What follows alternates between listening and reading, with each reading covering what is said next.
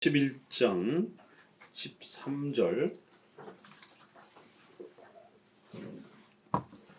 11장 13절입니다. 교리가 순수하고 건전할 때에는 교회가 형상물들을 거절하였다. 참 제목 자체도 잘 잡았죠. 교리가 교회 안에서 바르게 가르쳐지고 성도들이 교리를 열심히 공부하면 절대로 교회 안에 이러한 이미지, 눈에 보이는 이러한 여러 형상물들, 또 성도들이 자꾸 종교 체험에 이러한 신비 체험 쪽으로 이렇게 나아가지 않는다라는 겁니다. 이렇게 교리를 통해서 그 성경이 우리에게 가르치는 그 소중한 말씀의 풍성함들을 그 맛을 못 누리다 보니까 결국 다른 걸로 자꾸 채우려고 하는 이러한 실수들이 벌어진다라는 것이에요. 자, 그래서 이제 11장 이미지, 왜 우리 교회가 하나님 또 성경 이런 교리 이런 것들을 이미지 눈에 보이는 이러한 그 조각이나 그림이나 이런 걸로 나타내서는 안 되는지에 대해서 계속 이제 소개했고 마무리해 갑니다. 결국 성경 해석에 방해가 된다라는 것, 성경을 읽는데 방해가 된다라는 것, 성경을 읽고 거기에 담겨진 교리를 잘 배우고 우리가 또 익혀가는 데에 방해가 된다라는 것이에요. 그렇기 때문에 절대로 하나님을 또 성경을 교리를 그림으로 이렇게 그리는 형태로 취하면 안 된다라는 것입니다. 또 더 나아가서는 방언이라든가 이런 이상한 신비 체험으로 은사 체험으로 자꾸 뭔가 이렇게 종교적인 어떤 감정을 자극하는 그런 체험에 자꾸 이렇게 그건 마음의 이미지예요. 바깥으로 나오는 이미지도 있지만 마음에 간직하는 이미지도 역시 동일한 그러한 형상에 해당이 되는 겁니다. 그래서 뭔가 자꾸 이렇게 느끼며 거기에 의존하려고 하는, 여러분 이단들도요, 여호와 증인들 군대 안 가잖아요. 그 젊은 애들이 무서운 겁니다. 인간에게 있어서 잘못된 이러한 그 세계관과 신념이 그를 지배하게 되면 이런 일들이 벌어지는 것이에요. 그러니까 이단도 나름대로 자기들 나름대로에는 어떤 그 즐거움이 있는 겁니다. 흡입력이 있는 거예요. 거기 아무것도 없으면 통일교라든가 신천지라든가 여호와 증인이라든가 이런데 자기 전생에 이런 어떤 엄청난 그 제약을 어려움을 겪는데도 거기에 그렇게 빠질까요? 뭔가 흡입력이 있는 거예요. 거기에 참된 진리가 있어서 빠지는 게 아니라 인간은 종교적 존재이기 때문에 종교적인 그런 자극을 시키게 되면 그런 종교적 즐거움의 만족감을 누리면서 어느 정도 빠져들어가는 겁니다. 불교에도 거기 아무것도 없으면 사람들이 그 오랜 세월 동안 그렇게 불교를 유지하면서 많은 사람들이 그렇게 절에 가냔 말이에요. 인간은 종교적 존재라는 거예요. 그래서 일정한 정도의 종교적 즐거움을 만족시키고 누리면 거기에 빠집니다. 이방 종교들도 마찬가지고.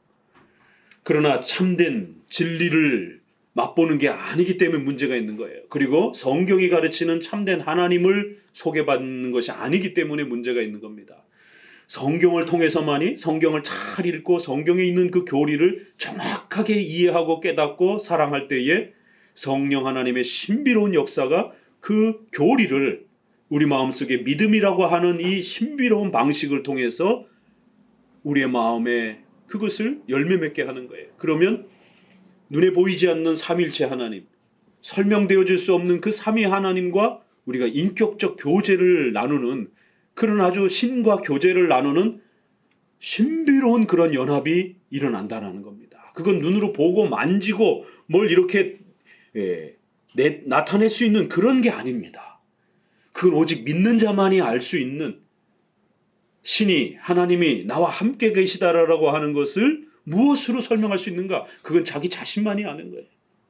성경을 읽고 성경의 가르침에 성경에서 말하는 그 하나님 예수님을 이해하고 깨닫고 사랑할 때에 하나님이 나와 함께 계시고 나를 지켜주시고 나를 하나님의 자녀로 삼으셨다라고 하는 이 강렬한 감동이 찾아온단 말이에요.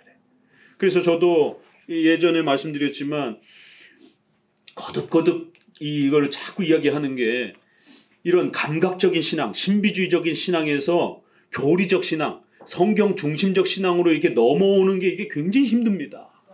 인간은 종교적 존재이기 때문에 뭔가 자꾸 보고 만지고 느끼려고 한단 말이에요. 그래서 사이비 교주들이 인간의 그러한 그 필요성을 살짝 건드리는 그러한 카리스마를 행하게 되면 사람들은 금방 빠집니다.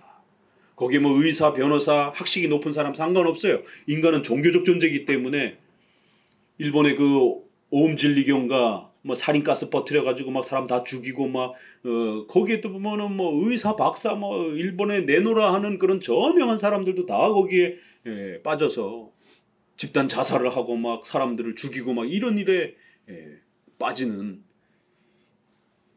그러니까 그런 부분에서 결국 인간은 종교적 존재이기 때문에 그 종교적인 그러한 즐거움과 갈급함을 살짝 건드리고 그걸 막 자극하고 그걸 공포로 몰아넣든 아니면 당근으로 막 복받는다라고 기복주의처럼 이렇게 모든 병 다 고쳐줄게 막 이러면서 돈 벌게 해줄게 이러면서 결국 인간의 이런 부분들 협박을 하든 아니면 당근으로 끌어들이든 사탕으로 이렇게 속이든 결국 인간은 종교적 존재이기 때문에 그러한 그 카리스마에 쉽게 빠져들어갑니다.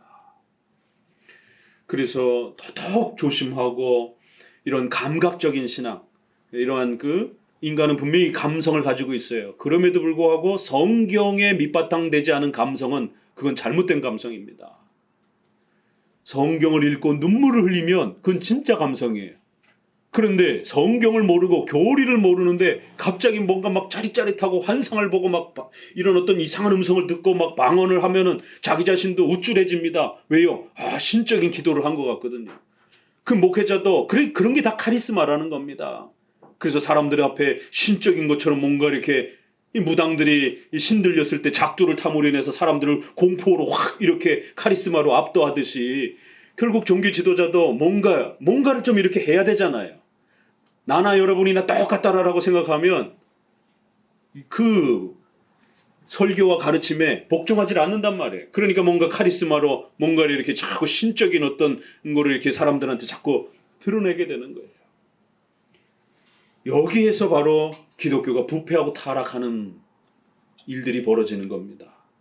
그래 이러한 성경을 읽지 못하게 하고 성경에 까막눈이고 성경을 해석하지 못하고 성경을 읽으면 잠만 오고 그런데 방언하고 막 뜨거운 체험을 하고 아주 막 감정이 넘치는 그런 신앙을 갖고 있어요. 그건 가짜라는 겁니다.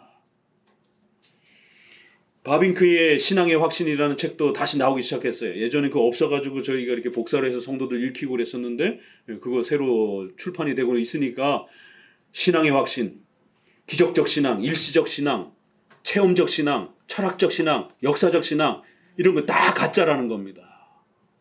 진짜 신앙은 뭔가 그러면? 우리 종교개혁 이후로 지켜왔던 지난 2000년 동안 또 지켜왔던 진짜 신앙이란 기독교 신앙이란 과연 뭔가? 그건 성경을 공부하고 성경을 가르쳐주고 성경에 있는 교리를 잘 간직하고 그 성경을 읽을 때 교리를 배울 때 예수님이 우리를 위하여 원죄 그 정죄를 예수님이 대신 짊어지셨다는 것.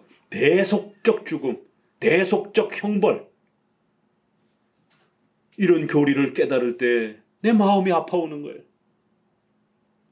예수님이 십자가에 죽는 거를 막 그 영화의 그 앞에다가 이렇게 걸어놔야만이 감동이 이렇게 오고 이런 게 아닙니다. 거기에 뭐가 있습니까? 아무것도 없어요. 영화의 장면에 아무것도 없습니다. 여러분 창세기에 아담이 행위 언약을 깨트려서 원죄가 발생이 됐고 죄책이 발생이 됐고 전가가 됐고 정죄가 됐어요. 이거를 그림으로 어떻게 그립니까? 그릴 수가 없습니다. 기껏 그려봐야 우리가 많이 본 나무 큰 나무 옆에 둘 다 벌거벗고 나무로 이렇게 살짝 가리고 뱀이 거기 이렇게 있고 뭐 열매 이렇게 따먹는 그 정도밖에 이렇게 창세기 뭐 1장 그린다 그러면 그 정도밖에 못 그리는 거예요. 그걸 가지고 행위 언약 거기에 아담의 범죄로 인한 전가 사상이라든가 원죄론이라든가 정죄의 이런 부분이라든가 이걸 뭘 어떻게 합니까? 그 그림 보고 아무것도 모르는 거죠. 그냥 그 그림에 뱀과 이러한 그 아담과 하와라고 하는 사람 그림 정도나 그릴 수 있는 것이죠. 못 그립니다. 그렇기 때문에 성경을 통해서, 교리를 통해서 예수님이 왜 나 때문에 대신 죽으셔야만 했는가? 예수님이 이 땅에 오시는 성육신교리, 그리고 인간의 죄를, 우리의 죄를 대신 짊어지시기 위하여 인성을 취하신다라는 것. 어떻게 신이 그 모든 보좌의 영광을 버리시고 낮고 천한 우리의 모습으로 오셔서 인간의 몸을 가지고 이 땅에 오셨는가? 이 성육신의 신비로 인성을 취하시는, 그래서 이성일인격, 이거는 그림으로 못 나타냅니다. 그렇기 때문에 이러한 그림, 또 마음속으로 자꾸 뭔가를 느끼고 감각적으로 자꾸 체험하려고 하는 이런 데에 빠지지 마시고, 지금부터라도 성경을 읽기 시작하고 또 소요리 문답을 읽으면서 기억이 나지 않으면 옆에다가 놓고 읽으면서, 죄와 관련된 어떤 그런 장면이 나오잖아요, 구약에. 그러면 14문, 15문, 16문은 다시 한번 읽어봐요. 많지도 않으니까. 죄의 정의, 죄의 종류, 아, 이런 게 구약에서의 죄의 정의 개념이구나. 그러면 창세기 3장에서도 죄가 설명이 되지만 구약의 수많은 역사 속에 죄의 그 사건과 내용들을 아주 드라마틱하게 가르친단 말이에요. 아주 생생하게. 다윗이 밧세바를, 자기 부하의 아내를 빼앗는 그 장면 속에 인간의 이 죄성과 인간의 죄의 본질의 그 모습이 아주 적나라하게 다 설명이 되는 거예요. 아, 다윗의 그런 어떤 실수를 이야기하는 게 아닙니다. 다윗의 실수를 이용해서 죄가 무엇인지를, 죄의 정의와 그 죄가 어떻게 해야만이 용서가 되는지 죄론이 쫙 펼쳐지는 거예요. 그래서 여러분이 구약의 다윗 사건을 읽을 때는 그 죄의 정의와 종류와 성격과 이런 것들을 기억하면서 읽어보세요. 얼마나 감동이 되는데. 출애굽이 단지 국가적인 어떤 구출 장면이 아니라 장차 예수님께서 우리를 죄로부터 구출해 준다라고 하는 저 사망의 형벌로부터 우리를 하나님이 그리스도의 피로 우리를 구원해 주신다라고 하는, 그래서 어린 양을 잡아서 그 피를 문지방 좌우로 쫙 피를 그냥 범벅을 해놓고 그 피 비린내 냄새가, 피 냄새가 굉장히 지독합니다. 뭐 이렇게 토합니다. 이게 그 피를 잔뜩 바르라라고. 그 애들은 그게 뭔지, 왜 이런 일을 해야 되는지, 그것도 순종한 자만이 그렇게. 그래서 애굽 백성들 가운데서도 이스라엘의 그런 행동들을 평소에 귀담아 들었던 사람들은 그 피를 바르는 거예요. 그래서 애굽 사람들 중에서도 몇몇 사람들은 쫓아 나옵니다. 구출을 받고. 이스라엘 백성들만 나온 게 아니라. 결국 그러한 사건을 통해서 오직 그리스도의 피 흘림과 희생을 통해서만이 우리가 구원받는다라고 하는 바로 구원론, 구약의 최초의 구원론의 아주 명확한 그 성격이 예수님의 대속적 형벌, 죽음을 통해서 우리가 구원받는다라고 하는, 죄값이 지불된다라고 하는, 죄책이 제거되었다라고 하는, 그러니까 이런 걸 계속 교리를 통해서 훈련받고 그 교리를 깨달을 때 우리의 죄가 이렇게 무섭구나, 이런 무서운 죄로부터 우리를 구원해 주셨구나. 천국 가보지 못했어요. 그러나 성만찬을 통해서 천국의 그 위대함을 미리 이 땅에서 우리가 맛보는 거예요. 그래서 천국 잔치라, 이렇게 성만찬, 주님의 식탁, 줄여서 성찬이라고도 하지만 만찬, 잔치상이라는 거예요. 성만찬, 주님의 만찬, 주님의 식사자리, 이런 표현이에요. 그래서 와서 주님과 함께 먹고 마시라는 것이에요. 천국의 그 위대함들을 미리 이 땅에서 맛보는 겁니다. 또 천국을 갔다 왔다 이러면서 또 천국 지옥 간증하고, 그래서 사람들을 공포로 몰아놓고, 그리고는 돈 뺏어가고, 이렇게 하면 안 된다라는 거예요. 천국도 우리가 만져보지 못했어요. 그러나 성경에서 천국을 우리에게 소망으로 주는 것이에요. 그걸 믿는 겁니다. 이 땅에서 교회를 통해서 예배 드릴 때에 이 세상에서 돈과 어떤 다른 걸로 맛볼 수 없는 예배 드릴 때만이 찾아오는 그 감격스러운 그 기쁨, 천국에서 예배함으로 인하여 우리가 영생의 그 기쁨을 누리는 걸 여기서 이 땅에서 우리가 예배로 맛보는 거예요. 그리고 또 성찬을 통해서 그걸 맛보는 것이. 그래서 성찬에 금지를 당하게 되면 그 천국 잔치로부터 이렇게 멀어졌다라고 하는 그 고통스러움과 아픔을 이 세상 그 어떤 것을 빼앗기는 것보다 성찬에서 금지당하는 것을 가장 두려워하고 가장 아파하고, 그래서 다음 성찬에 참여하기 위하여 열심히 또 근신하고 노력하는 오늘날 성도들은 아무도 성찬 금지에 대해서 두려워하지 않습니다. 성찬 오지 마세요 했더니 원래 안 가려고 그랬어요. 그 중요성을 아무도 소중하게 생각하지 않으니까. 돈 손해보고 이러는 거는 두려워해도 성찬에 혹시라도 책망을 받고 성찬 금지를 당하는 것을 두려워하지 않는 오늘 우리 시대의 이러한 불신앙의 이런 모습들, 교리가 순수하고 건전할 때는 이런 모습들이 회복이 되는 거예요. 왜 우리가 장로 정치를 그토록 그렇게 소망하고 신 목사님은 장로 정치를 그렇게 사랑하고 장로 교회를 세워가야 된다라고 하는가? 칼빈이 성경을 읽다 보니 하나님이 이 땅에 세워주신 교회적 제도는 장로교회라는 겁니다. 그래서 칼빈을 통해서 교회론의 4권의 목사, 교사, 장로, 집사제도, 직분제도가 회복이 된 겁니다. 그리고 노회, 칠회라고 하는 콘시스토리라고 하는 이러한 상회가 구성이 된 거고, 그래서 목사님들 목요일날 다 불러다가 공부시키고, 그리고 금요일날은 목요일날이 콘시스토리로 모이고 금요일날은 목사회라 해가지고 목사님들 공부시키는, 목요일날은 이렇게 칠이 형태로, 금요일날은 공부하는 모임. 그래서 성도들도 공부하고 싶으면 와서 청강하면서 들을 수 있도록. 그래서 목사님들 재교육을 일주일마다 끊임없이 공부시켜서 또 연구하고 더 연구하도록.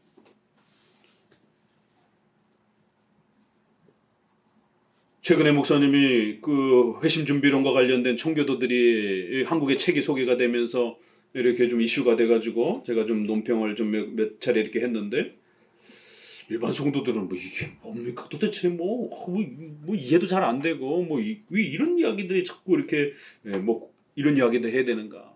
어떤 분들은 신학자들의 논쟁은 재미없다.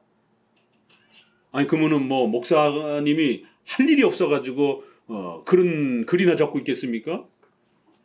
교회를 살리기 위해서, 성도들을 살리기 위해서 결국 그러한 독특한 회심 준비론이라고 하는, 이렇게 준비를 많이 해서 회개를 해야 된다라고 하는 이런 독특한 회심 준비론이 신학적 설명으로는 좀 까다롭고 어려워도 결국 그게 돌고 돌아서 목회 현장에 들어오게 되면 회개 세게 해야 된다는 거예요. 웬만큼 회개에서는 회개가 진짜 회개가 아니라고 하는, 준비가 철저하고 완벽한 회개가 제대로 된 회개라고 하는. 그래서 성도들이 회개하고 세례받고 멀쩡히 신앙생활하는 성도들조차도 강렬한 회개의 이러한 면들이 안 드러난다라고, 신자가 아닌 것처럼 이런 일이 벌어진단 말이에요. 목회 현장에서는. 그렇기 때문에 그런 걸 막기 위해서 우리 장로교는 그런 회개론 가르치지 않습니다. 적어도 소유리문답에 맞춰서 자기 죄를 고백하고 예수님을 믿겠다고 인정하면, 또 그리고 그러한 훈련 기간을 거쳐서 적어도 교회법이 요구하는 정도의 그러한 정도의 시간을 거치면 얼마든지 그를 신자로 인정하고 세례를 주는 것입니다. 실제로 그 신학 주제는 어려운 주제지만 그 회개론 때문에 피해를 받은 성도들이, 여기 대부분의 많은 분들이 아주 엄격한 회개를 강조하는, 신자 취급하지 않는, 그래서 웬만해서는 성찬도 참여 안 시키는 이런 피해들을 겪다가 장로교회로 거쳐 여기까지 오신 거예요. 실제로 그 피해를 우리 성도들이 당하고 있단 말이에요. 그래야 목회자는 이 문제가 될 수 있겠다라고 판단이 되면 또 분석하고 연구해서 글로다가 성도들을 깨우치는 것이에요. 그럼 우리 성도들은 처음에야 낯설고 힘들어도 이제 막 이런 개혁주 신앙을 배운 분들은 좀 어렵지만 읽다 보면 익숙해진다고요. 또 그리고 기존에 있는 또 분들은 또 금방 이게 회개론, 구원론 주제라는 걸 분명히 눈치챌 거고, 그러면 목사님이 글을 쓰면 특별히 우리 힌트를 드리는 거는 목사님 칼럼과 그 댓글, 그 목사님 칼럼 창에 있는 그 글들은 부지런히 읽으세요. 뭐 다른 게시판 이런 것들은 좀 천천히 읽더라도 급한 대로 목사님이 뭔가 이렇게 칼럼으로 써서 이렇게 올리면 주에 한 몇 개씩 올라가요. 그러면 부지런히 읽으세요. 읽고 아이들에게도 설명해 주시고 그 시대에 중요한 그 신앙의 어떤 논점이 되는 것들을 빨리 파악해서 우리 성도들이 가까이 하지 말 것, 또 잘 수용해야 될 것, 이런 것들을 이렇게 목사님이 또 이렇게 방향을 잡아줍니다. 이 그리스도의 능동수동, 수동순종, 뭐 들어보지도 못한 이런 게 또 교계 이 뉴스가 돼가지고 시끌시끌해가지고 최근에 또 작년 올해 제가 글을 여러 편 이렇게 써서 올려놨는데 합신해서 대대적으로 교수님들이 이 부분에서 세관점 학파 또 최근에 이러한 페더럴 비전 언약론을 이상하게 가르치는 그래서 새 언약적 관점 뭐 이 정도 페더럴 비전이라고 하는 영어 페더럴이 언약이라는 뜻이 새 관점 학파 또 최근에 바울의 이러한 로마서를 다르게 해석하는 또 새 관점 학파라든가 새 언약 학파라든가 이 개혁주의 교회 안에 들어와갖고 목사님들이 그런 가르침에 훅 넘어가셔가지고는 교회가 완전히 풍비박산이 돼버리고 그래서 도무지 이런 교회 더 이상 있을 수 없겠다 그래서 교인들이 떠나가는 이런 일들이 비일비재합니다. 그래서 갑자기 칭의론을 막 이상하게 가르치고 성화론을 막 이상하게 가르치고 회개론을 막 이상하게 가르치고 장로교회는 절대로 방언하면 안 된다라고 이렇게 가르쳐왔는데 어느 날 온누리 교회 목사님이 안식년 맞아가지고 미국에 휴가 갔다 와가지고는 거기 어떤 집회에 참석했다가 본인도 방언을 받아가지고는 내가 여태까지 방언에 대해서 잘못 말했다 그러면서 이제부터 방언 받아야 은혜 받는다라고 그래서 난리가 났습니다. 80년대에 하용조 목사님이 그렇게 온누리 교회 처음엔 아주 굉장히 보수적으로 이렇게 장로교 스타일로 이렇게 하다가 갑자기 미국 갔다 오셔가지고는 이제부터 방언을 해야 진짜 은혜다라고 장로교는 여태 방언에 대한 부분들을 그거는 성령의 이런 그 운동이 아니다라고 아주 엄히 경고하면서 교회 안에서 그런 거 하지 말라라고 역사적으로도 방언한 기록도 없고 성경의 이런 부분에서도 방언이 연속된다라고 하는 걸 이런 것을 주석적으로도 보증할 수도 없고 그래서 이런 부분들을 엄히 이렇게 금지시켜 왔는데 갑자기 느닷없이 어느 날부터 목사님이 이게 진짜다 이러면서 그렇기 때문에 교리가 순수하고 건전하게 그 교회에서 계속적으로 가르쳐지고 지켜진다는 게 어떤 의미인지를 다시 한번 잘 새겨두셔야 됩니다. 그래 처음에는 힘들고 어려워도 자꾸 읽다 보면 참 이 교리를 지켜간다는 게 이렇게 어렵구나. 참 그 조금 틀는 거예요. 이렇게 살짝 틀어가지고는 지나침적으로 키우는 거예요. 결국 이 회개론도 로마 카톨릭은 회개 자체를 이야기하질 않아요. 그런데 또 이쪽은 경건주의, 회중파 이쪽은 너무 회개를 강조를 해요. 더 세게. 감리교가 회심을 강조를 하는 겁니다. 감리교는 회심을 무지무지하게 강조합니다. 그럼 오늘날 청교도라고 하는 분들이 왜 이렇게 회심 준비론에 이렇게 빠져 있는가? 결국 감리교식의 그런 논리인 겁니다. 구원론인 거예요. 결국 큰 틀에서는 우리 장로교는 회개가 중요하다 할지라도 수많은 교리가 있기 때문에 그렇게 회심만 강조하지 않아요. 우리는 중간쯤 이렇게 비중에 있어서 이쪽은 아예 안 가르치고 이쪽은 너무 세게 가르치고 그럼 우리는 장로교는 한 중간 정도예요. 이런 부분들을 부단히 훈련해 놓으셔야 이렇게 까딱 잘못 이렇게 속이고 또 미흡한 이런 부분들이 들어올 때에 혼동되지 않습니다. 13절은 이렇게 교리가 순수하고 건전할 때는 형상물이나 그런 체험이나 은사나 이런 부분들에 성도들이 마음을 빼앗기지 아니하고 오히려 소유리 문답을 더 잘 공부하고 소유리 문답과 수많은 우리의 신조들의 이런 가르침들을 잘 이해하면서 성경을 읽어가는데 혼힘을 기울일 것이다라는 것이. 특별히 여러분 지금 고린도 후서 끝내가고 있습니다. 부지런히 쫓아오세요. 그거는 주일 설교보다도 좀 더 여러분에게 아주 그 한 구절 한 구절 자세히 좀 설명하려고 애를 쓰고 있습니다. 그래서 짧은 시간 동안 신약을 저와 함께 같이 읽어가요. 그 성경 읽는 재미를 진짜 성경 읽는 재미가 어떤 것인지 그 흐름과 그 중요한 표현들을 읽어내지 못하면 재미가 없어요.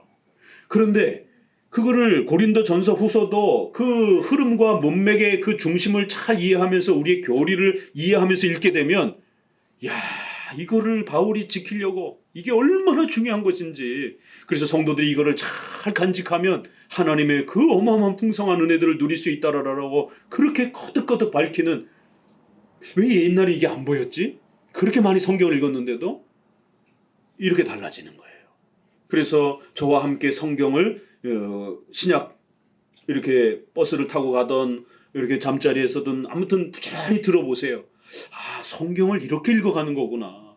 이런 표현이 이렇게 있는데 이렇게도 읽을 수도 있고, 참 감리교에서는 이걸 이런 식으로 읽는구나. 회중파는 이걸 이런 식으로 읽는구나. 그럴 때 우리 장로교는 이 부분을 이렇게 읽는구나.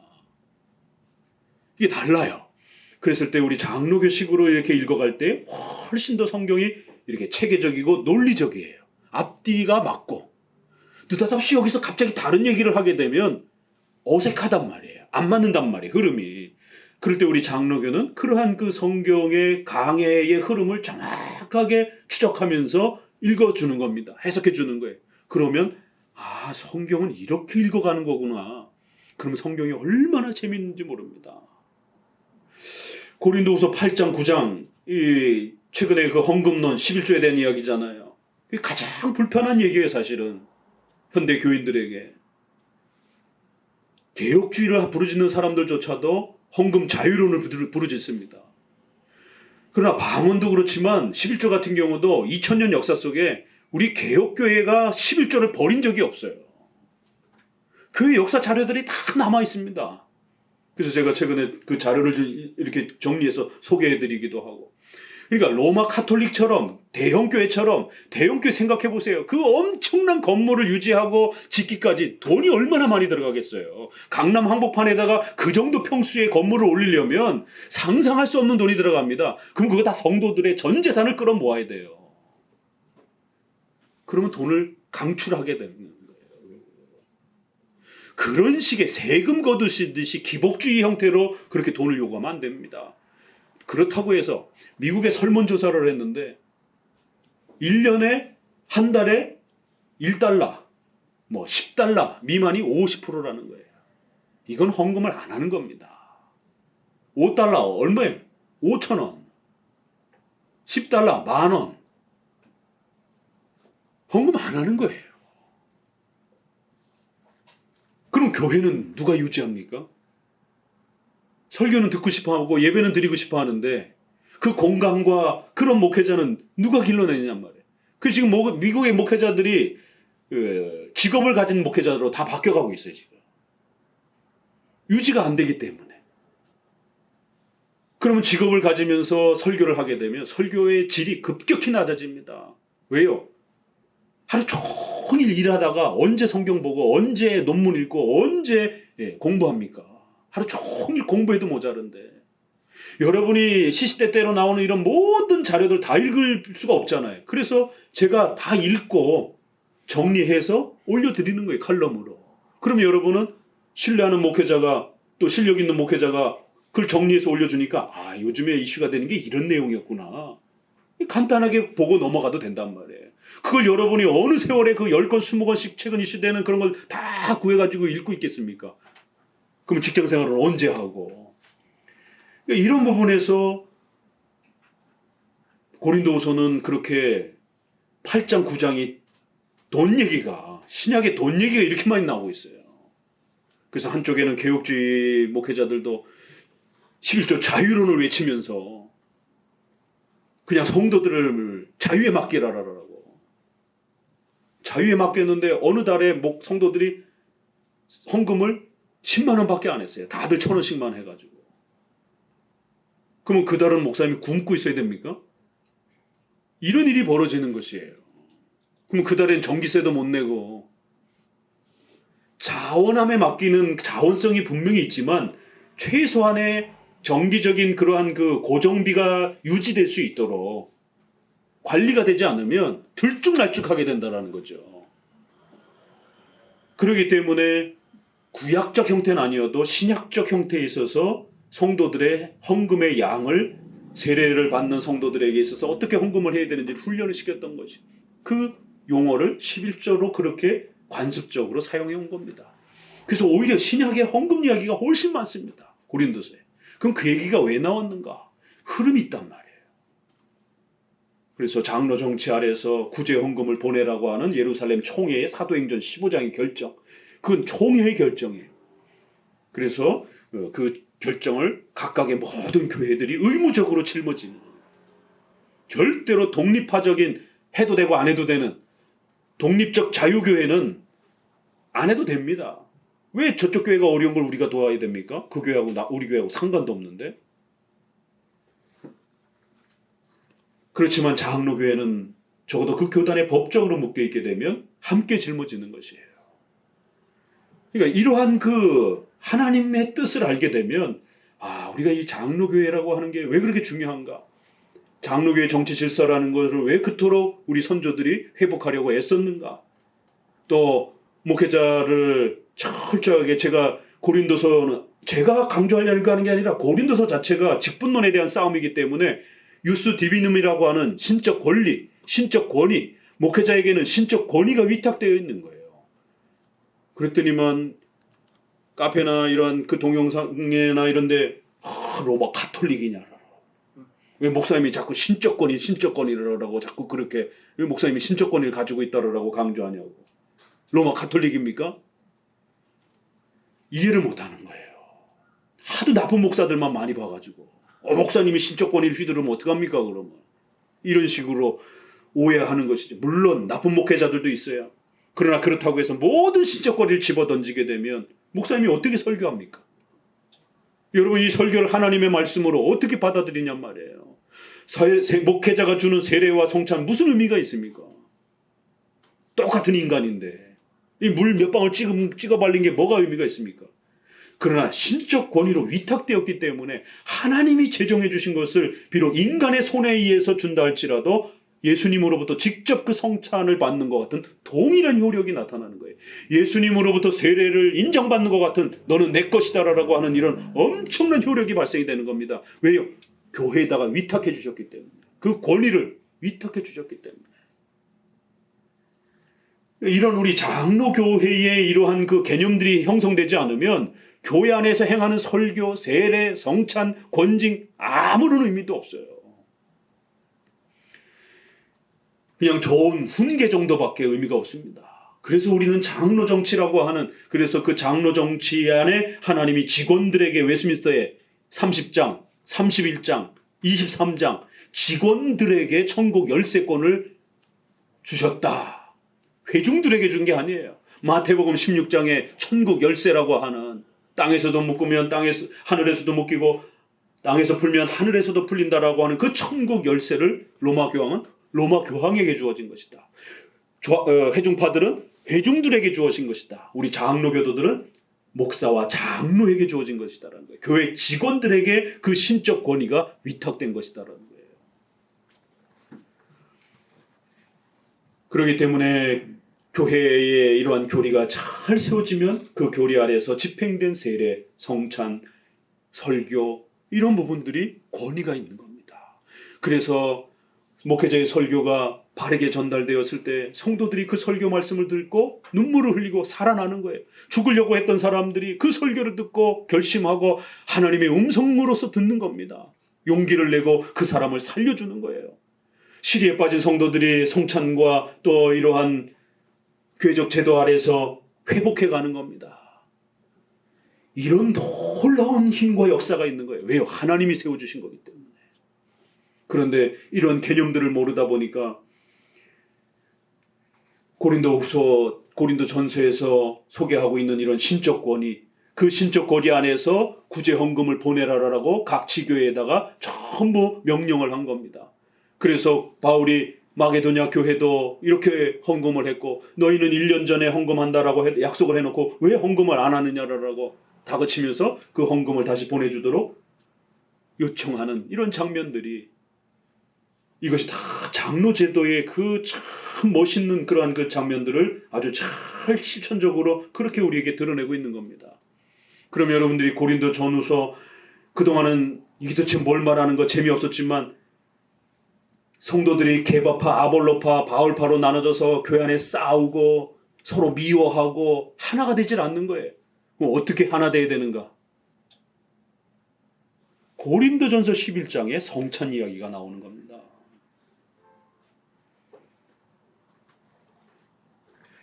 고린도전서에 장로 정치 얘기가 나오는 거예요. 그래서 고린도전서 안에서 후서에서 싸움을 어떻게 극복하고 해결할 수 있는지를 아주 절묘한 그 신비로운 하나님이 우리에게 세워주신 소중한 질서들을 가르쳐주는 겁니다. 그리하여 그 신비로운 그 하나님의 질서들을 교회 안에 먼저 세우고 그리고 난 다음에 각 가정이 배우고 그 다음에 직장이 배우고 그 다음에 국가사회가 그걸 배워가는 거예요.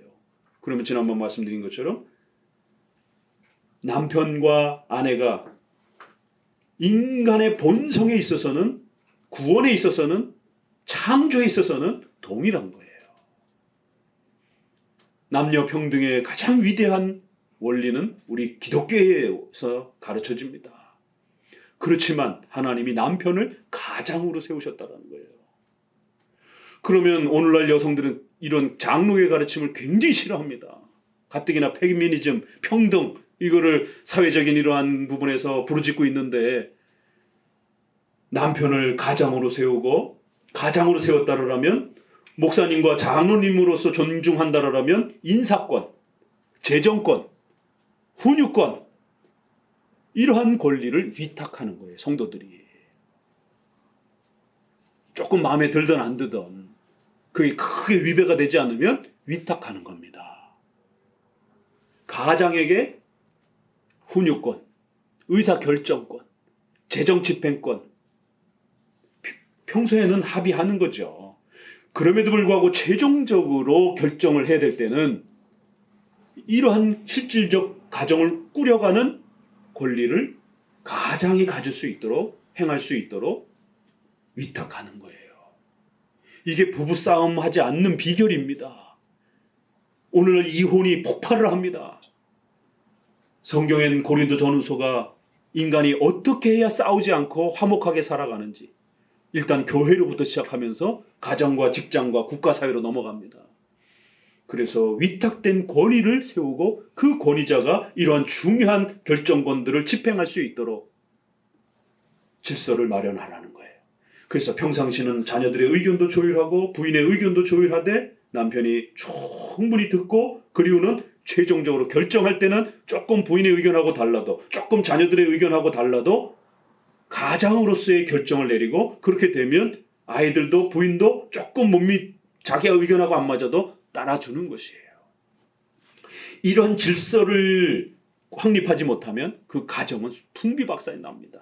조금만 달라도 아내가 잔소리로 그걸 다 뒤집어 엎어버리고 남편이 어떤 결정을 내렸는데 아내가 다 엎어버리고 그러면 남자들은 점점 그런 책임을 지려고 하는 결정을 내리지 않게 되고 그렇게 되면 남자들은 점점 가정에 들어오지 않습니다. 겉돌게 됩니다. 이러한 성경의 이 위대한 이러한 그 신비로움들을 오계명과 고린도전서를 통해서 우리 신혼부부들에게 가르치는 겁니다. 이 가정이 튼튼하게 흔들림 없이 잘 세워져 가기 위해서는 뭘 배워야 되는가? 성경에 이런 비밀이 있었구나. 왜요? 하나님이 인간이 어떻게 살아야 가장 행복하고 어떻게 살아야 인간이 가장 견고하게 튼튼하게 외부의 어려움으로부터 막아내면서 그 가정이 힘있게 살아갈 수 있는지를 하나님이 다 가르쳐 주시는 겁니다.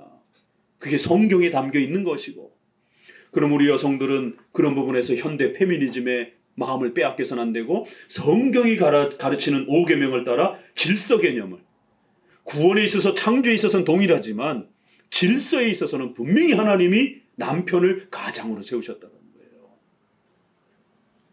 교회에 있어서 모두가 우리가 동일하지만 목사와 장로님에게 그 질서의 7위권을 교회 직원들에게 하나님이 주셨다는 겁니다. 천국 열쇠권 7위권을. 하나님의 질서는 이런 것이구나. 그걸 배우고 신뢰하면서 여러분의 가정과 삶에 실천을 하는 겁니다. 그러면 가정이 화목해집니다. 부모님이 연세가 들면 아이들이 부모님을 버릴까? 세상 지금 사람들은 얼마나 불안합니까? 오죽 농담조로 절대로 재산 아이들에게 물려주지 말고 죽을 때까지 손에 쥐고 있으라라고. 그래야 아이들한테 괄시받지 않고 내쫓기지 않는다라고. 요양병원으로 쫓겨나지 않으려면 돈 꼭 붙잡고 있으라고. 이 일반 세상에서 그런 얘기들까지 나올 정도로. 왜냐면은 자식들이 커가지고는 결국 부모를 그렇게 버리다시피 방치하다시피 그러기 때문에. 이게 세상적인 사고인 거예요. 그럴 때 우리의 자녀들을 강력하게 이러한 하나님의 섭리와 장로정치 질서 안에 강력하게 세워서 어려서부터 훈련시켜야 되는 겁니다. 그러면 그 아이들이 집안에서 가장의 질서라는 것, 또 부모님의 질서라는 것, 이런 것들을 섬기고 존중하는 법을 아이들이 배우는 거예요. 그리고는 그 아이들이 목사님의 설교를 통해서 만약 그 가장의 질서를 깨트리고 또 윗사람의 부모님으로서의 그 존중받아야 될 그 자리를 함부로 대하고 그렇게 되면 너도 어른 돼가지고 네 자식한테 똑같이 하나님 앞에 책망받고 버림받을 것이다. 권선징악. 너가 행한 대로 하나님 앞에 벌 받는 거예요. 네가 부모님한테 그렇게 괄시하고 네가 부모님을 함부로 대하게 되면 너도 네가 커서 결국 네 자식한테 똑같이 벌 받을 것이다. 그건 우리가 일반 은총 속에도 있잖아요. 우리 뭐 고려장 이야기 우리 이러한 그 옛 그 풍습에도 최소한 인간의 양심 속에도 그런 기본적 개념들이 있는 것처럼 성경은 훨씬 더 선명하게 그런 가르침들, 우리 인간이 어떻게 살아야 안전한가, 어떻게 살아야 행복한가, 어떻게 살아야 재정적으로 자립될 수 있는가, 이런 풍성한 부분들이 다양하게 소개가 되는 거예요. 고린도후서의 8장 9장은 성도들의 재정적 자립을 하나님이 가르쳐주는 아주 중요한 원리입니다. 그런데 그거를 자유방임형으로 그렇게 개혁주의하는 분들이 가르쳐놔가지고는 11조를 공격하고 막 11조 없애라라고 막 이러면서 개혁주의 청교도 하시는 분들이, 그래야 미국 교회가 그렇게 월 10달러도 헌금하지 않는 그러한 방치 상태에 놓여져 버리게 되고, 그러면 교회는 자연적으로 소멸됩니다. 13절을 조금 더 여러분에게 마무리를 하면서 이렇게, 왜 우리가 성경을 읽고 배우는 데에 이렇게 온 힘을 기울이려고 하는가에 대해서, 왜 장로교는 이토록 교리를 사랑하는가, 왜 장로교는 소율이 문답, 웨스민스터 신앙고백, 또 이런 기독교 강요, 이런 교리 공부에 온 힘을 기울이는가. 교리를 배우면 성경을 이해하게 되고 성경을 잘 해석하게 되면 거기에 구원에 대한 비밀, 우리 성도들의 삶에 대한 비밀, 이 신비로운 것들이 여기 다 담겨 있다는 것이에요. 그래서 성경에 가르치는 그 하나님의 뜻을 우리 살아있는 동안 잘 깨닫고 실천하고 열심히 순종하면 복을 받는다라는 겁니다. 성경의 가르침에 위배하고 거기에 반대하고 이렇게 되면 고통을 받고 또 책망을 받는다라는 것이에요. 그래서 여러분들, 이러한 한 구절 한 구절이 그 무게감이 얼마나 큰 무게감이 있는 것인지를 다시 한번 더욱 이제 11장을 마무리해 가면서 더 깊이 새겨 가시기를 바랍니다. 첫 절을 한번 읽어봅니다. 그러나 위의 구별은 제쳐두고라도 과거사의 표현이든 인간의 신체를 표현해 놓은 것이든 어떠한 형상을 계획 안에 두는 것이 과연 마땅한 일에 대할 검토를 보자. 첫째로 우리가 만일 초대 교회의 권위에 감동을 받고 있다면 종교가 아주 번창하고 순수한 교리가 우리 우세하던 약 500년 동안 기독교회에는 일반적으로 형상물들이 없었다는 사실을 기억할 필요가 있을 것이다. 그러나 성직의 순수성이 점점 쇠퇴하여 감에 따라 교회를 장식하기 위해서 처음으로 그 형상들이 소개되었다. 500년 동안에는 락탄티우스, 어거스틴 이런 글들에 보게 되면 교회 안에 절대로 그림 이런 부분들을 설치하지 못하도록, 또 제 이스위스 신조에 보게 되면 그렇게 락탄티우스 이런 초대 교부 이야기하면서 어느 날 어떤 성도가 혹시라도 모르고 예수님 그림 그려놓으면 은혜가 되는 줄 알고 교회 바깥에다가 설치해 놓은 걸 발견하고 다 뜯어냈다라고, 이렇게 그런 이야기까지 나올 정도로 이런 부분들이 이렇게 교회사 속에 예수님을 그리지 못하도록, 하나님을 그리지 못하도록 이렇게 지켜왔는데, 결국 목회자들이 실력이 떨어지고 목회자들이 공부하지 않고 그러다 보니까 목회자들이 성도들에게 교리를 못 가르치고 이러다 보니까 점점 결국 중세시대의 사제들이 성경을 읽지 못하는 이런 일들이 벌어지면서 결국 온갖 그림이 그걸 대신하는 일들이 벌어졌다라는 거예요. 순수한 교리가 우세하던 500년 동안에는 이런 형상물들이 없었다라는 거예요. 지금 한국교회는 어마어마한 형상물들이 도배가 되고 있습니다. 그 얘기는 거꾸로 성도들이 교리에 너무너무 무지한 상태에 도달했다라는 것이에요. 평생에 가야 사도신경 단 한 번도 배우지 못하는 이러한 한국교회의 시대가 되었다라는 것이에요. 부단히 이러한 충고들을 우리가 귀담아 듣고 가정에서도 교리 공부 안 하고 교리를 등한시하게 되면 그 아이의 신앙을 미래에 지킬 수 없다라는 것을 우리 부모들은 아주 명심하셔서 아이들이 싫든 좋든 간에 부지런히 아이들을 설득하면서 또 아이들을 권면하면서 교리 공부를 부지런히 하셔야 됩니다. 자, 그 다음 190페이지 189페이지 맨 아래부터 읽어가도록 합시다. 독자는 형상이 없었던 전 시대의 고결성에 비해 후시대가 심히 타락하였다는 것을 알게 될 것이다. 그것은 무슨 이유 때문이겠는가? 이들 성스러운 교부들이 유용하고 유익하다고 판단하였던 것을 교회가 그렇게도 오랫동안 없이 지내도록 그들이 허락하였다고 생각할 수 있을까? 물론 교부들은 형상물이 전적으로 무익하다거나 혹은 거의 쓸모가 없었을 뿐 아니라 대단히 큰 위험성이 있는 것을 보았기 때문에 심사숙고 때 상당한 이유를 가지고 그것들을 거절하였던 것이요, 그것들에 대한 무지와 나태 때문에 그대로 지나쳐버린 것이 아니었다. 어거스틴도 이러한 사실을 명백한 어조로 다음과 같이 비판했다. 다운편에 그 밑에 줄 다음 줄부터 읽어봅니다. 기도하는 사람과 제물 드리는 사람의 주의를 끌게 되고 그것이 비록 감각과 생명은 없다 하더라도 생명 있는 지체와 감각 있는 것과 흡사해져 유약한 마음을 감동시키게 되고 마침내는 그것들이 살아서 호흡하고 있는 것처럼 보인다. 그래서 자꾸 그림을 만들어내게 되면 처음에 안 그렇다 치더라도 점점 사람들은 자꾸 거기에 그림과 조각을 의지하게 된다라는 거예요. 방언기도나 이런 은사체험도 마찬가지예요. 처음엔 안 그렇다 치더라도 방언기도 하면 자기가 뭔가 신령한 더 대단한 기도를 한 것 같은 그런 착각에 빠져든단 말이에요. 또 목회자도 그렇게 행동을 하게 되고 그러다 보면 방언으로 기도해놓고 거기에 대해서 뭔가 이렇게 해석하려고 하게 되고 그러면 예언적 행위가 된단 말이에요. 그 방언에 어떤 특별한 어떤 너의 인생의 직업 선택이라든가 결혼이라든가 뭐가 있는 것처럼 목회자가 이렇게 이번 방언 기도에 하나님이 그런 지시를 그런 뜻을 너에게 허락해 준 것 같아 이러면 벌써 예언이 돼버린단 말입니다. 그런 어떤 어깨에 힘이 들어가는 뭔가 신의 어떤 뜻을 받은 것처럼 그런 자꾸 이렇게 감동시키게 되고 연약한 인간의 마음을 감동시키게 되고 마침내는 결국 거기에 어떤 특별성을 자꾸 두게 된단 말이에요. 인간은 그렇게 빠져들어가는 이런 연약성이 있다라는 겁니다. 쭉 내려오셔서 큰 두 번째 단락 이것이 같이 읽습니다. 바로 요한이 우상 숭배뿐만 아니라 우상 그 자체에 대해서도 우리 자신을 지키라고 경고한 이유인 것 같다. 그러면서 요한일서 5장도 이렇게 해석한 겁니다.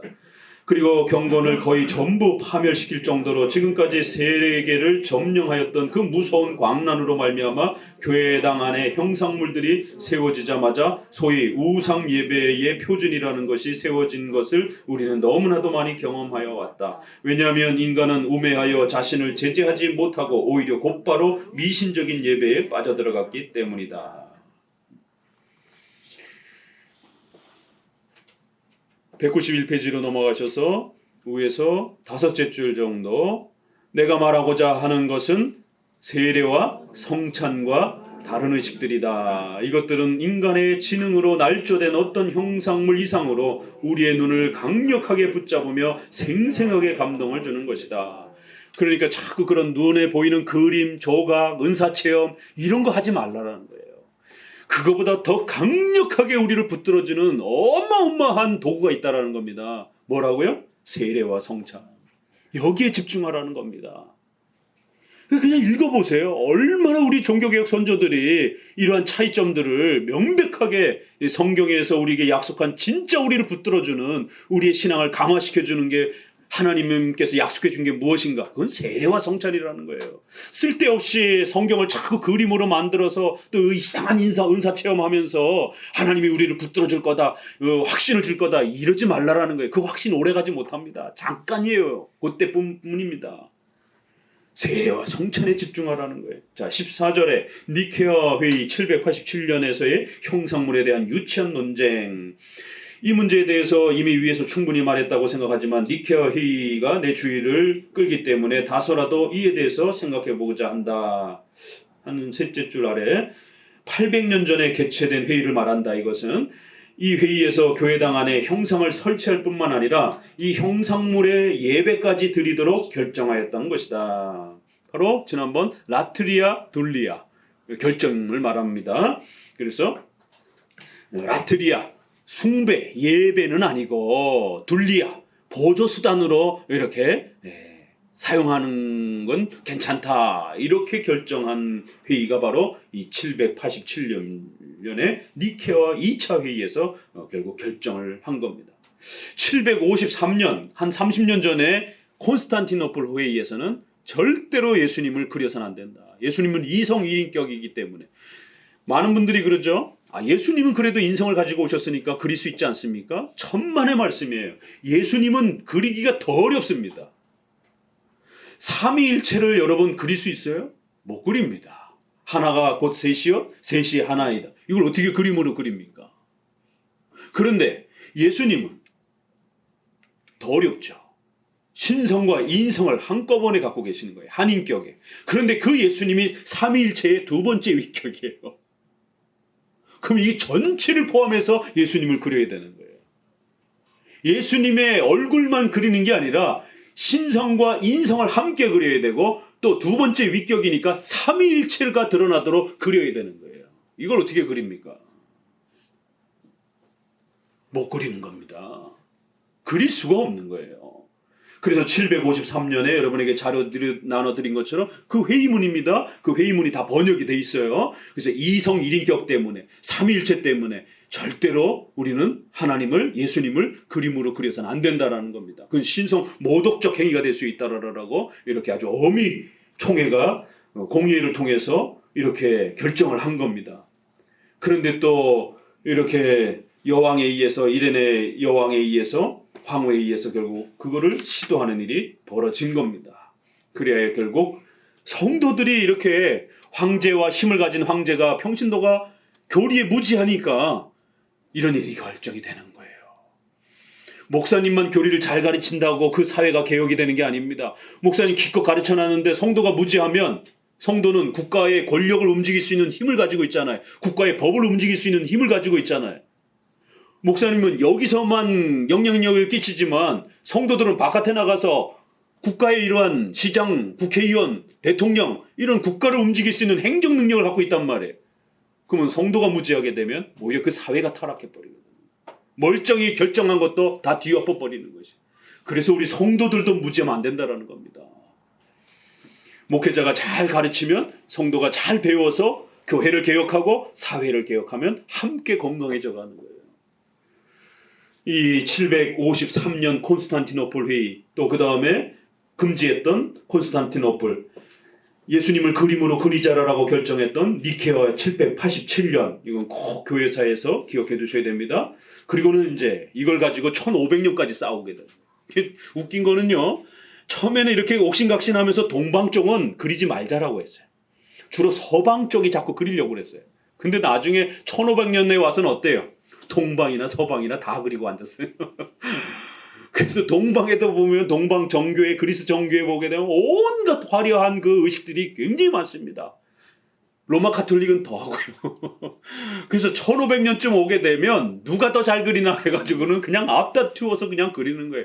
그래갖고 여러분들이 유럽에 이렇게 그 성당 가보게 되면 또 그리스 정교회, 러시아 정교회 이러한 그 정교회 하는 그 가보게는 똑같습니다. 예수님 조각상 막 12사도들 조각상부터 시작해가지고 입구에서부터 안에 들어가면 얼마나 화려한지.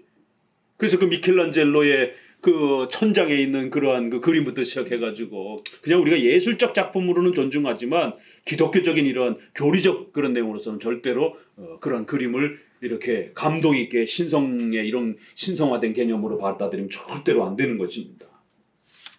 이런 교회사가 있었다라는 거예요. 예수님을 그리느냐 못 그리냐 가지고 이렇게 수백 년 동안 싸워온, 그리고 이제 여기에 성경 해석이 따라붙는, 이게 다 성경 해석의 오류 때문에 그렇다라는 거예요. 쭉 넘어가셔서 192페이지에 첫째 줄, 오늘날 형상물의 사용을 옹호하는 자들은 니케아 회의가 그들을 지지한다고 끝까지 주장한다. 그러나 이제 우리가 역사를 보게 되면 그들이 주장했던 성경 구절들이 얼마나 허무맹랑한가. 아가서 나로 내 얼굴을 보게 하라. 내 얼굴은 아름답구나. 이거를 갖고 예수님 얼굴을 그려도 된다라고 이렇게 가지고 온다라는 거예요. 이 성경 해석이 이렇게 중요합니다. 쭉 내려오셔서 결국 시편 26편 8절, 여호와여 내가 주에 계신 집과 주의 영광이 거하는 곳을 사랑하오니, 이런 것도 하나님을 그림으로 그릴 수 있는 근거라고 이렇게 해석을 했다라는 거예요. 말씀을 곡해한 것이다라는 겁니다. 자, 그러나 무엇보다도 가장 교묘한 것은 우리가 들은 바요 눈으로 본 바요, 요한일서 1장 1절 눈으로 본 바요. 그래서 하나님을 눈으로 그릴 수 있다라는 거예요. 예수님을 눈으로 그릴 수 있다라는 거예요. 그러면 성경에 오른손으로 하나님이 우리를 붙들어 주실 것이다 그러면 하나님이 오른손이 있습니까? 그러면 이렇게 해석하면 안 되는 것이죠. 이런 오류와 무지가 성경 해석에 실력이 없다 보니까 이런 일이 벌어지는 거예요. 즉 하나님을 아는 것은 그의 말씀을 들어서만이 아니라 형상물들을 이렇게 이렇게 바라봄으로써 알게 된다는 거, 그렇게 주장들을 한다는 거예요. 이건 어리석은 성경 해석이라는 거예요. 15절 성경 본문에 대한 엉뚱한 오용, 이 성경을 해석을 못하니까 이런 일들이 벌어지는 겁니다. 결국 그들은 예배에 대하여 논할 때 반드시 야곱이 바로왕을 축복한 것, 그 지팡이 머리에 의지하여 경배한 것, 또 돌비를 세운 것, 이런 게 다 그 시대에도 이렇게 형상화시킨 거 아니냐. 발등상 앞에서 경배할 거다 뭐 이런 표현들도 그렇고, 이런 모든 부분들은 성경을 잘못 읽은 것이다라는 겁니다. 그러면 하나님이 그러면은 뭐 몸이 있습니까? 하나님이 손발이 있습니까? 자, 우리가 시편 얼마 전에 불렀던 신들 중에 가장 높으신 여호와 하나님, 이런 표현 얼마 전에 찬송했잖아요. 그러면 여러 신들이 있습니까? 아니죠. 신은 없어요. 오직 유일하신 참되신 하나님만이 있을 뿐이지 나머지는 다 가짜란 말이에요. 그럼 성경에서 그렇게 표현한 것은 하나의 비교대접법을 통해 가지고 만약에 여러 신들이 있더라도 그 중에 제일 위대한 신은 오직 하나님이시다라고 하는 이러한 비교대접법의 이러한 그 표현 방법이지 여러 신이 있다라는 게 아닙니다. 그래서 성경 해석은 잘 해야 되는 것입니다. 쭉 내려오셔서 밑에서 셋째 줄 15절에 그 존경할 만한 교부들이 성경을 그렇게 유치하게 다루고 불경건하고 악랄하게 찢어놓고도 자신의 신용을 전적으로 상실하지 않은 것처럼 말이다. 이 앞부분에서 이 니케아 회의 때 이렇게 어리석게 해석한 이런 부분들을 책망하면서 이 성경을 아주 유치하게 해석하고 아주 악랄하게 이렇게 이 성경을 찢어놓는 이런 악행들을 행한 것밖에 안 된다라는 겁니다. 결국 이런 식으로 성경을 막 자기 멋대로 막 갖다 인용해서 쓰게 되면, 그러니까 성경 해석을 잘못하면 성경이 은혜가 안 되는 거예요. 성경 해석을 그 흐름을 따라 문맥을 따라 잘 해석하게 되면 성경이 너무너무 재미있습니다. 16절 형상물에 대한 모독적이며 무서운 주장, 아주 굉장히 강경한 표현들이 쏟아져 나옵니다. 같이 읽습니다. 나는 이제 가공할 만한 신성 모독에 대해 말하고자 한다. 그들이 이 가공할 만한 신성 모독을 감히 입 밖에 토해냈다는 것은 놀라운 일이다. 그러나 그럼에도 불구하고 최고의 혐의를 가지고 그들에 대해 더욱 놀라운 일이다. 그러나 이러한 사악한 광태가 공적으로 폭로되고 교황주의자들이 내세우는 고대의 주장들이 적어도 형상 예배로부터 제거되어야 한다는 것은 당연한 일이다. 더 참혹한 표현은 뭐예요? 그렇게 다들 그림으로 그리자라고 할 때 그들에게 대항한 사람이 하나도 없다라는 게 더 참혹하다라는 거예요. 오늘날 마찬가지예요. 저도 신 목사님은 예수님을 그리지 말라고 자꾸 다른 사람들은 다 다른 목사님들은 다 그려도 된다는데 왜 신목사님 그리지 말라 그러지? 이 지금 여기에 그런 표현이죠. 그 시대에 만약에 한두 사람이라도 제발 예수님 그리지 말라라고 이렇게 싸웠다라면 교회가 그렇게까지 타락하지 않았을 텐데 결국 이런 부분들에 싸우지 않은 결과 더 심각한 타락들이 동방교회나 서방교회나 그렇게 주어졌다라고 이제 동방 이런 부분들도 서방 쭉 소개를 합니다. 참 재미있는 경고가 이제 칼빈의 글의 글 표현이 이런 솜씨가 이제 우리가 재미를 느끼는 겁니다. 중간쯤에 29번 글자의 숫자 있죠? 거기 위에 둘째 줄 한번 읽어보세요. 그리고 마침내 그들은 만장일치로 모든 이단자들보다 사마리아인들이 더 나쁘고 이들 사마리아인들보다 형상 반대자들이 더 나쁘다고 결정하였다. 이 동방이나 서방이나 이 약한 자들이 이단들보다 저처럼 그림 그리지 말라라고 형상 못 사용하게 이렇게 가르치는 목회자들을 아주 이단보다 더 악한 자다라고 이렇게까지 결국 결론을 내릴 정도로 결정할 정도로 그렇게 형상에 빠져들었다라는 것이. 그러면서 그들이 하나님과 밑에 셋째 줄 인간을 동시에 속이려고 사용한 라트리아와 분리와의 구별이 어디에 있는가 이러면서 마지막 책망을 이렇게 결론을 맺습니다. 자, 오늘 11장을 끝냈습니다. 절대로 그림과 이런 형상, 이미지 또 내적으로 그렇게 은사체험이라든가 이런 거에 빠지지 말고 열심히 교리 공부해서 교리를 통해서 눈물을 흘려보세요. 그리고는 성경으로 들어가서 성경을 읽으면서 눈물을 흘리게 되면 성경을 읽을 때 신앙이란 그런 거예요. 성경을 읽으면 막 가슴이 아파오고 가슴이 뛰고 눈물이 나고 그 성경을 읽는 게 너무 좋아요. 그러면 하나님이 나와 함께 계심이 저절로 이렇게 확신이 들어요.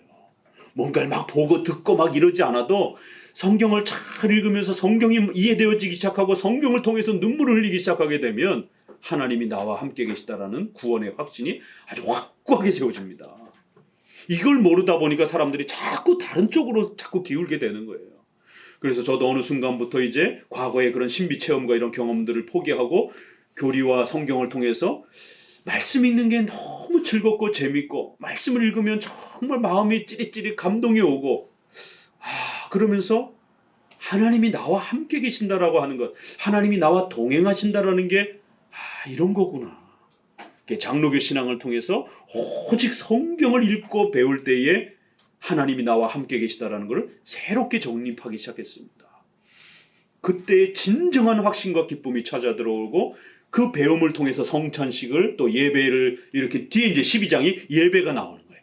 그런 교리적 토대 위에서 여러분 예배 드려보라는 거예요. 그런 교리적 토대 위에서 성찬을 행해보라는 거예요. 그러면 경건의 이러한 충만한 즐거움과 예배가 우리에게 찾아온다라는 겁니다. 이게 하나님이 주시고자 하시는 신앙의 방식이라는 거예요. 기도합니다.